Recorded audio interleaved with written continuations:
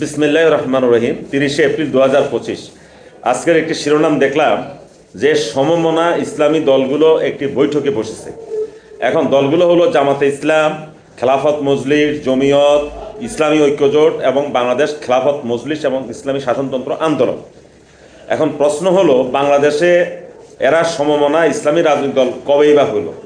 আমরা বাংলাদেশের আলেম সমাজের যে অবস্থা দেখি, বিভিন্ন ওয়াজ মাহফিল তো পরিষ্কার। বাংলাদেশে শীতের মৌসুমে যে সকল ওয়াজিয়ানরা ওয়াজ করে থাকে তারা প্রত্যেকে কোনো না কোনো একটা ইসলামী সংগঠনের সাথে সংযুক্ত এবং একে অন্যকে যে ভাষায় আক্রমণ এবং অশ্লীল কথাবার্তা বলে, শুধু ওয়াজের মাহফিল নয়, আমরা যদি ফেসবুক, ইউটিউব এবং অন্যান্য সোশ্যাল মিডিয়াতে আমরা দেখি, সেখানে আমরা দেখব যে একজন আলেম আরেকজন আলেমকে কি ভাষায় তারা কথা বলে, যেগুলো মুখে আনাটাও অত্যন্ত কষ্টকর এবং রুচিহীনতার পরিচয়। তারই মাঝে আজকে এই বৈঠকটা হলো। এই ফাঁকে একটা কথা বলে নেই, আপনাদের নিশ্চয় মনে আছে শাপলা চত্বরের সেই বর্বর নারকীয় হত্যাকাণ্ড পরে যে আল্লামা শফি সাহেবের পুত্র আনাস মাদানী, সম্ভবত তার নাম, সেই আনাস মাদানীর সরকারের সাথে সম্পৃক্ততা, অর্থাৎ বিগত যে সরকার ছিল আওয়ামী সরকারের সাথে সম্পৃক্ততা, এবং সেই আনাস মাদানী সহ হাটাদারি মাদ্রাসার পক্ষে যে পরিমাণ সুযোগ সুবিধা নিয়েছে সেটা আপনারা কম বেশ সবাই পত্রপত্রিকায় দেখেছেন। শাপলা চত্বরে নিরীহ মানুষের, দরিদ্র মায়ের সন্তানরা আহত হয়েছে, নিহত হয়েছে। সেই রক্তের উপর দাঁড়িয়ে এই আলেম সমাজের একটা অংশ শেখ হাসিনা থেকে বা আওয়ামী সরকার থেকে সুযোগ সুবিধা নিয়েছে। শুধু তা নয়, সেই হেফাজতের নেতারা শেখ হাসিনা ওয়াজদকে কওমি জননী উপাধি দিয়েছে। একই মঞ্চে তারা আল্লামা শফি সাহেবকে এবং শেখ হাসিনাকে পাশাপাশি তারা বসিয়েছেন। সেই অবস্থা এখন আর নাই। এখন দেশের ডক্টর ইউনূস সাহেব। এখন বাংলাদেশে যে নির্বাচন এবং নির্বাচন কেন্দ্রিক যে বিভিন্ন ধরনের মেরুকরণ হচ্ছে, তারই আলোকে আমরা অনেকদিন থেকে শুনছি যে বাংলাদেশে ইসলামপন্থী দলগুলো তাদের ভোটগুলোকে একটি বাক্সের মধ্যে আনার চেষ্টা করছে। হ্যাঁ, ভালো কথা। আমি মনে করি বাংলাদেশে যে পরিমাণ রাজনৈতিক দল গঠিত হয়েছে এবং প্রতিদিনই কম বেশ যেভাবে এখন দল গঠন হচ্ছে, এটা কিন্তু একটা ভালো লক্ষণ নয়। যত বেশি রাজনৈতিক দল গঠন হবে তত মানুষের মধ্যে তিক্ততা বাড়বে। কারণ এক দল অপর দলকে কিভাবে গলার চিপে ধরবে, টুটি ধরবে এবং আক্রমণ করে কথাবার্তা বলে জনগণের সামনে হেয় প্রতিপন্ন করবে, আমরা আছি সেইটাতে লিপ্ত হতে।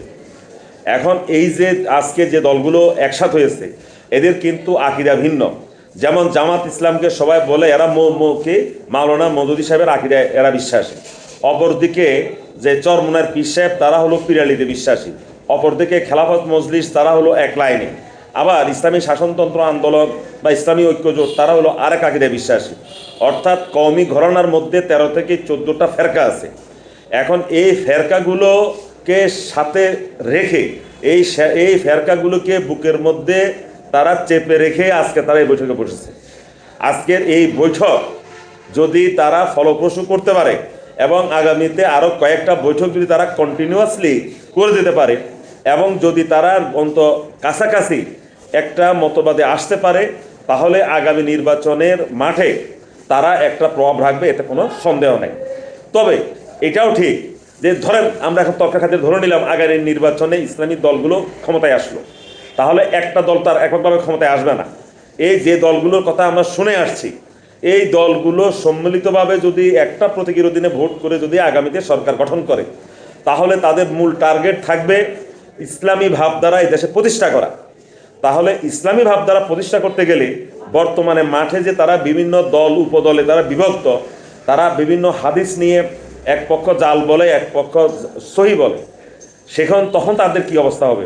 তারা কি রাষ্ট্রে যে ইসলামী শাসন যেটা কায়েম করবে, যে ইসলামী শাসনের পক্ষে যে ধরনের রেফারেন্স তারা এক একজন এক একভাবে বিভিন্ন মজলিসে তারা উপস্থাপন করে, ওই সময় ক্ষমতায় যদি তারা আসে, তারা কি সবাই মিলে ঐক্যবদ্ধভাবে কি তারা একটি ফেরকার মধ্যে আসতে পারবে?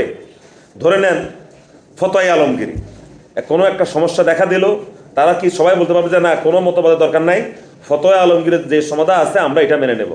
মনে হয় না। তখন কি হবে? তখন আরও জটিলতা দেখা দেবে। তখন এই ইসলামী দলগুলো আবার কাদা ছোড়াছুড়ি করবে, দেশে আরেকটা অশান্তি সৃষ্টি হবে। আমি চাই না মনে প্রাণে যে আমাদের আলেম সমাজ বিভক্ত থাকুক। আমরাও চাই যে আলেম সমাজ ঐক্যবদ্ধ থাকুক। বাংলাদেশ এমন একটা মুসলিম রাষ্ট্র যে রাষ্ট্রে কোনো শিয়া নাই, সবাই সুন্নি। এই সুন্নি মুসলিম হওয়ার পরেও যে পরিমাণ দলাদলি ফারাফারি ফেরকা, এটা অত্যন্ত লজ্জার বিষয়। তো যাই হোক, আমরা অপেক্ষায় আছি। আওয়ামী লীগ তো এখন নাই, আছে বিএনপি, এবং বিএনপির সাথে 12 দলীয় জোট টোট সহ সমনা কিছু রাজনৈতিক দল আছে। আর এখন নতুন করে যে ইসলামী জোট বা ইসলামী যে দলগুলো আজকে বসেছে, তারা যদি একটা প্ল্যাটফর্মে আসে ভালো। আমরা সবাই চাই রাজনৈতিক দল না হয়ে লন্ডন আমেরিকার মতো ইউরোপের দেশগুলোর মতো অল্প সংখ্যক রাজনৈতিক দল থাকুক, সবাই কাদা ছড়াছড়ি কমে আনুক, মানুষ যেন সুন্দরভাবে সহজে এক নেতা নির্বাচিত করতে পারে এবং আগামী দিনে একটি সুন্দর বাংলাদেশ গড়ে তুলতে পারে। সেদিনের প্রত্যাশায় সবাই ভালো থাকবেন।